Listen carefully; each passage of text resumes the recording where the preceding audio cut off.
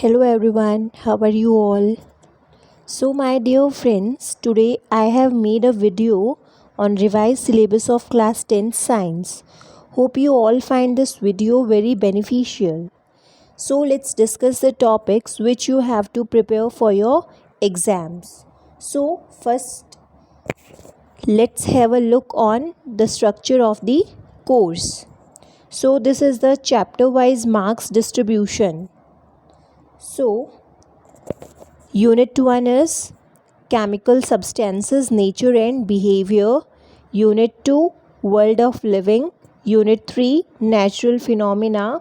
Unit 4 Effects of Current. Unit 5 Natural Resources. तो आपके syllabus में एंटायर साइंस सिलेबस में 5 यूनिट्स हैं. Okay, your exam will be of 100 marks.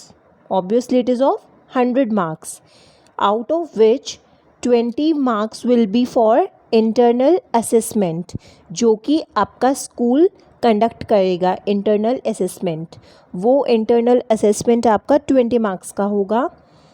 Unit 1 25 marks का.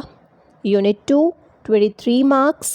Weightage बता रही हूँ मैं आपको. यूनिट 1 का कितना वेटेज रहेगा? 25. Unit 2 23.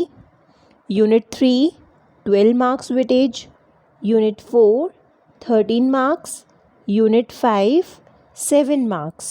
So it will make 100. तो ये आपका एक तरीके से ब्लूप्रिंट है. So now let's discuss the syllabus in detail. First unit जो है chemical substances, nature and behaviour, ये हमारा केमिस्ट्री का सिलेबस है.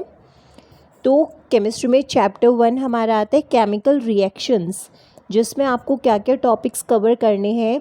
Chemical equation, balance chemical equation, implication of balance chemical equation, types of chemical reactions, उसमें क्या क्या पढ़ेंगे आप. Combination, decomposition, displacement, double displacement, precipitation, neutralisation, oxidation and reduction. This is your chapter 1, that is chemical reactions. Next chapter is chapter number 2, acid, bases and salts. इसमें आपको क्या क्या topics पढ़ने हैं. Definitions of acid, bases and salts, furnishing of H positive and OH negative ions, general properties, examples and uses, concept of pH scale. इसमें खाली आपको definition बताना है pH का. Importance of pH in everyday life, preparation and uses of sodium hydroxide, bleaching powder, baking soda, washing soda and plaster of Paris. ये topics आपको unit 2 में पढ़ने हैं. Next is unit 3, that is metals and non metals. This is very simple unit and having less topics. So इसमें आपको क्या पढ़ना है. Properties of metals and non metals, reactivity series. Properties में आपको chemical properties and physical properties both. Reactivity series, formation and properties of ionic compounds. This is your chapter 3. Next one is chapter 4, that is carbon compounds.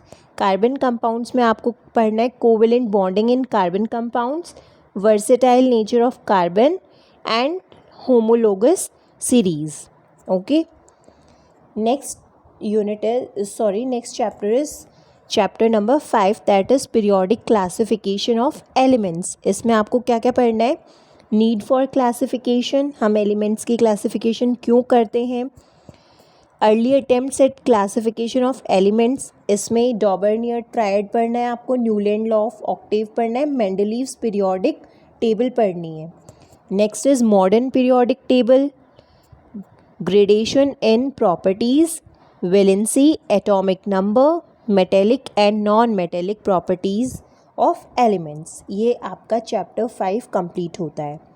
So this is part of your chemistry. This is of your chemistry syllabus. Okay, next will move on biology. Biology is unit 2, world of living. तो first chapter हमारा इसमें है life processes, जिसमें हमें living being पढ़ना है. क्या होता है living being. Basic concept of nutrition, respiration, transport and excretion in plants and animals. This is your chapter 1. Next, chapter 2 is of reproduction. What you have to study in this chapter is reproduction in animals and plants, both asexual and sexual reproductions, reproductive health, need and method of family planning, safe sex versus HIV/AIDS, child bearing and women's health. ये topics आपको unit 2 में cover करने हैं. Third chapter is heredity and evolution. Heredity में हमें heredity के बारे में पढ़ना है. मेंडल्स कंट्रीब्यूशन, जिसमें हम पढ़ेंगे laws of inheritance of traits, sex determination, brief introduction. So ये 3 चैप्टर्स मिलके आपकी यूनिट 2 बनाते हैं वर्ल्ड ऑफ लिविंग. ये आपका बायोलॉजी सिलेबस है. Unit 3 that is our physics. It is of physics. Unit 3 is natural phenomena. ये हमारा फिज़िक्स का पार्ट आ गया है. तो इसमें आप पढ़ेंगे reflection of light by curved surfaces, images formed by spherical mirrors, centre of curvature, principal axis, principal focus, focal length, mirror formula. इसमें हमें डेरिवेशन की रिक्वायरमेंट नहीं है. And last one is magnification.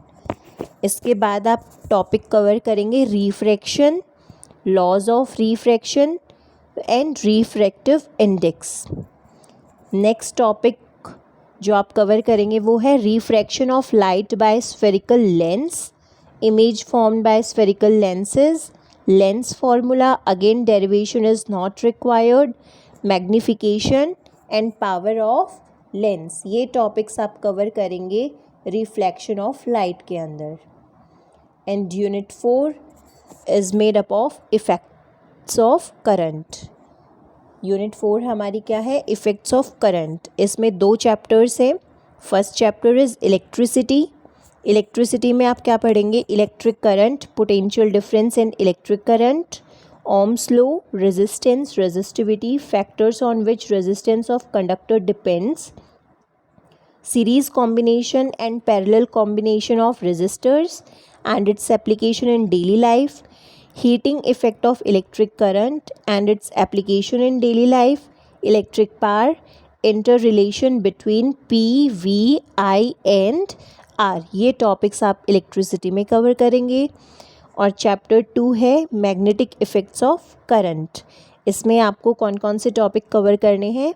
Magnetic field, field lines, field due to a current carrying conductor, field due to current carrying coil और solenoid, force on current carrying conductor, Fleming's left hand rule, electric motor, electromagnetic induction, induced potential difference, induced current, Fleming's right hand rule. Okay, and last unit is of unit 5 that is natural resources. ये unit 5 जो है ये सिर्फ आपको internal exam के लिए ही prepare करना है, इंटरनल असेसमेंट के लिए प्रिपेयर करनी है. ये आपके बोर्ड एग्ज़ाम में नहीं आएगी.